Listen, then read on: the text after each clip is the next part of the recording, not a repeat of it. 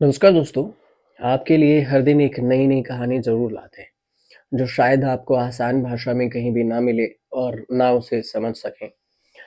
सबसे हटकर और सबसे दिलचस्प कहानियाँ भी होती है और कुछ जानकारी भी होती है और जानकारी के साथ-साथ आपको ये भी बताने की कोशिश करते हैं आसान भाषा में कि आप आसानी से अगर सुने तो बिना कुछ भी फ़ोटो जर्नलिज़्म कुछ भी लगाने की ज़रूरत नहीं पड़ेगी, कोई भी जर्नल को लेकर जैसे कटिंग हो। तो इसमें जो आज लिख रहा है वो ये कि लंबे समय से मुस्लिम महिलाओं के खतना प्रथा पर दुनिया भर में बहस चली आ रही है। इस्लाम में आमतौर पर पुरुषों का जो खतना किया जाता है, पुरुषों का खतना आपने सुना होगा, लेकिन कुछ देशों में महिलाओं का खतना करने की भी परंपरा है। कौन से देश है, क्या कुछ नियम है, आपको इस वीडियो में बताते हैं। लेकिन अब ये जो प्रथा है वो मुस्लिम महिलाओं के लिए खौफनाक भी होती जा रही है। खौफनाक, दर्दनाक, क्योंकि भारत की पड़ोसी देश अगर पाकिस्तान से शुरू करें तो पाकिस्तान में ऐसी कई महिलाएं हैं जो इसके शिकायत करती हैं। कई सारी रिपोर्ट जब मैं आपके लिए लिख रहा था तो कई सारे रिपोर्ट ऐसे सामने आए जो न केवल इस प्रथा के कारण झेल चुकी दर्द को बयां करती है, जबकि ये भी बताती है कि इसका विरोध भी किया जा रहा है। अंग्रेजी में इसे फीमेल जेनिटल म्यूटिलेशन FGM कहा जाता है। रिपोर्ट के मुताबिक जो रूढ़िवादी मुस्लिमों में खतना के बाद महिलाओं को शुद्ध या फिर शादी के लिए तैयार माना जाता है, ये एक प्रथा है। इस प्रथा में जो इस गलत प्रथा है उसका विरोध भी होता रहा है। पिछले दिनों अगर देखिए तो अल जजीरा न्यूज एजेंसी ने अपनी एक रिपोर्ट में पाकिस्तान में 2 दशक पहले के एक वाक्य का जिक्र किया। इसमें अल जजीरा लिखता है कि तब 7 साल की एक मासूम बच्ची, उसकी जो चाची ने जबरदस्ती उसका खतना कर दिया था और इस काम में इस बच्ची की माँ की रजामंदी भी शामिल थी। मतलब वो राजी थी, लेकिन वो बच्ची जो अब लगभग 27 साल की महिला हो चुकी हैं, इस घटना को भूली नहीं है। मरियम नाम की इस महिला का भरोसा उसने चकनाचूर कर दिया था, जिस पर वह सबसे अधिक भरोसा करती थी। वह थी उनकी माँ। अल जजीरा की इस रिपोर्ट में आगे ये भी लिखा जाता है कि मरियम के शरीर पर उस खौफनाक दिन के निशान अभी भी मौजूद हैं। तो फिर सवाल ये उठा कि आखिर महिलाओं का खतना कितना खतरनाक होता है।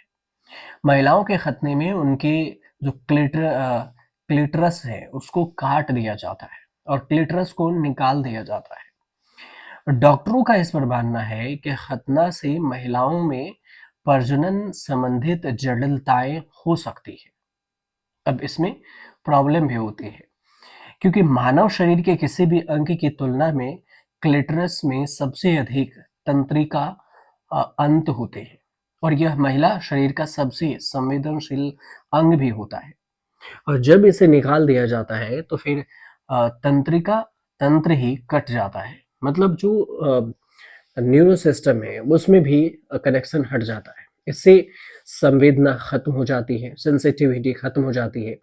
महिलाओं के जो जगनांग है उनको जानबूझकर काटने की जो परंपरा है उसको आम बोलचाल की भाषा में महिलाओं का खतना कहा जाता है। WHO के अनुसार से जो भी प्रक्रिया बिना किसी चिकित्सीय कारणों से महिलाओं के गुप्तांग को नुकसान पहुंचाया जाए या फिर उसे बदलाव करे तो फिर इसे FGM की श्रेणी में डाला जाता है। बहुत से लोगों का ये दावा रहा है, कई सारी रिपोर्ट भी है जो कहती है कि इस प्रथा से सेहत को लाभ जरूर होता है, लेकिन ये पूरी तरह से गलत और बेबुनियादी तथ्य है जिसका कोई मतलब ही नहीं है। बावजूद इसके कहा जाता है कि आपको इससे लाभ होगा। अब सवाल ये भी उठा कि कितने देशों में ये कुप्रथा है। दुनिया भर में कई देश ऐसे हैं जहां आज भी महिलाओं पर धर्म और परंपरा के नाम पर अत्याचार हो रहा है। और इस पर अगर देखें तो इस लिस्ट में महिलाओं का खतना भी उन्हीं में से एक है। डाउन टू अर्थ एक वेबसाइट है और इस वेबसाइट में एक रिपोर्ट छपी। इस रिपोर्ट के अनुसार से कुप्रथा 92 से ज़्यादा जो देश हैं 92 देशों में जारी की गई और इन देशों में से 51 में इस प्रथा को 51 देशों ने कानूनी तौर पर बैन कर दिया, जिसमें भारत भी शामिल है। भारत में भी इसे अलाउ नहीं है। अब जो इस बैन किया गया है इसको, इसके अनुसार से अगर देखा जाए तो इसके बावजूद भी कई ऐसे देश हैं जहां पर बैन के बाद भी ये परंपरा के नाम पर आज भी महिलाओं का खतना आम बात है। अफ्रीकी देशों में ये परंपरा आज भी है। अफ्रीकी महाद्वीप में कई देश है जहां पर लगभग सभी महिलाओं को खतना कराना पड़ता है और इन देशों में अगर देखें तो सोमालिया भी है, जिबूती भी है, गिनी भी है, मुख्य देश है।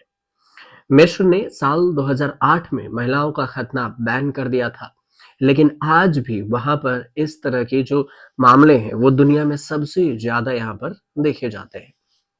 विकसित देशों में भी ये कुप्रथा है। जैसे कि इसके अलावा देखें तो यमन है, इराक है, मालदीव है, इंडोनेशिया है, इन यहाँ भी महिलाओं का खतना सबसे ज्यादा चलन में है। लेकिन ये परंपरा देखें तो एशिया, मध्य पूर्व और लैटिन अमेरिका, यूरोप, ऑस्ट्रेलिया, उत्तरी अमेरिका के कई विकसित देशों में भी आज भी जारी है।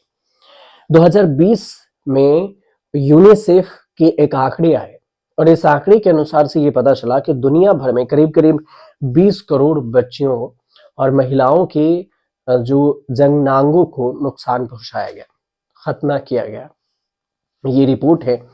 इसके अलावा देखिए, कहा यह भी जाता है कि सवाल उठा कि कब किया जाता है खतना, तो लड़कियों का खतना शिशु अवस्था से लेकर 15 साल की उम्र के बीच में कर दिया जाता है। आमतौर पर परिवार की महिलाएं ही इस काम को अंजाम दे देती है।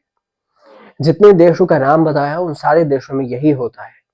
खतना करना या कराना लड़कियों और महिलाओं में न केवल शारीरिक बल्कि मानसिक नुकसान भी पहुंचाती है और खतना के कारण महिलाओं में बहुत सारे रक्तस्राव होते हैं, खून बहता है, बुखार होता है, इन्फेक्शन होता है, मेंटली प्रेशर भी होता है और इससे डिप्रेशन के भी चांस होते हैं। जैसे कई समस्या हैं जो भी सामने आ रहे हैं। कुछ महिलाओं में तो इसकी मौत भी इसके कारण बन जाते हैं। इससे डेथ की भी शिकायतें आ रही है कि वो डेथ हो सकती है। अब अगर करें तो सऊदी में बोहरा में ये आम बात है। बीबीसी की एक रिपोर्ट है। बीबीसी की एक रिपोर्ट कहती है कि भारत में बोहरा समुदाय के मुसलमानों में महिलाओं का खतना किया जाता है। पाकिस्तान की करें तो मरियम भी पाकिस्तान के दाऊदी बोहरा समुदाय से ताल्लुक रखती है और ये जो है वो शिया मुसलमानों का एक संप्रदाय है जो ज्यादातर गुजरात में बसे हुए हैं और इनके बीच में खतना एक आम प्रथा है। और इसके अनुसार से अनुमान लगाया गया कि पाकिस्तान में 75 से 80% जो दाऊदी बोहरा महिलाएं हैं वो खतना करवाती हैं। पाकिस्तान में दाऊदी बोहरा मुस्लिमों की अनुमानित आबादी करीब करीब 1 लाख लोगों की है और दाऊदी बोहरा महिलाएं या तो अपने घरों में बड़ी बुढ़ियों द्वारा बिना किसी एनेस्थीसिया या फिर बिना किसी स्टरलाइज किए ही, जो स्टरलाइज के औजार हैं, इंस्ट्रूमेंट है, उससे खतना करवाती हैं और ऐसी महिलाओं की संख्या कम ही है जो कराची जैसे शहरों में प्रोफेशनल डॉक्टर द्वारा इस प्रक्रिया को पूरा करवाती हो। तो कई सारे सवाल हैं जो इस कुप्रथा को लेकर आज भी ढोया जा रहा है कुछ देशों में, कुछ लोगों के बीच।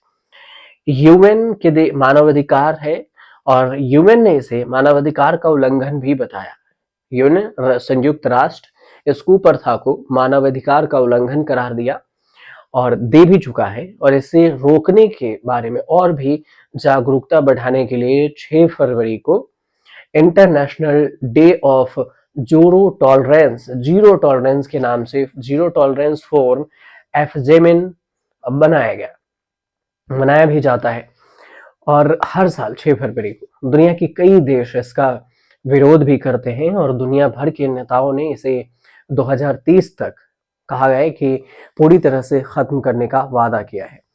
लेकिन हकीकत ये है कि काफी देशों में बड़ी संख्या में बच्चियों और लड़कियों को इस दर्द से गुजरना पड़ता है। हालांकि जो बाकी देशों के नेता हैं, सारे देश के नेता, दुनिया भर के देशों के नेताओं का ये वादा है 2023 तक। तो 2023 के वक्त में भी 5 साल बाकी है। 5 साल में ये कितने डेटा पहुंच पाते हैं, कहाँ तक पहुंचता है, क्या ये पूरी तरह से खत्म हुआ या नहीं, इस पर भी हम एक रिपोर्ट आपको लाएंगे। और भारत में इसकी कितनी संख्या क्या भी हो रही है, इस पर भी मैं आपको बताऊंगा, अगर इस रिपोर्ट को पूरी कर ली जाए तो। अभी उम्मीद करते हैं कि आपको ये जानकारी जो हम लाते हैं वो आपको अच्छी लग रही हो, और अच्छी लग रही हो तो फिर चैनल को सब्सक्राइब कीजिएगा, शेयर कीजिएगा, कमेंट कीजिएगा। क्योंकि मैंने आपको आरएसएस के बारे में भी बताया था, तो आरएसएस पे अच्छे खासे आपने रिस्पॉन्स दिया। तो आरएसएस की जो पूरी जो चीज़ें कहीं नहीं मिलेगी, वो जानकारी हम कोशिश करते हैं कि आपको हमारे चैनल पर मिले आसान भाषा में, और आप उसे समझ सकें। अगर आपको ये जानकारी कैसे लगी तो चैनल को सब्सक्राइब कीजिए, शेयर कीजिए, कमेंट कीजिए।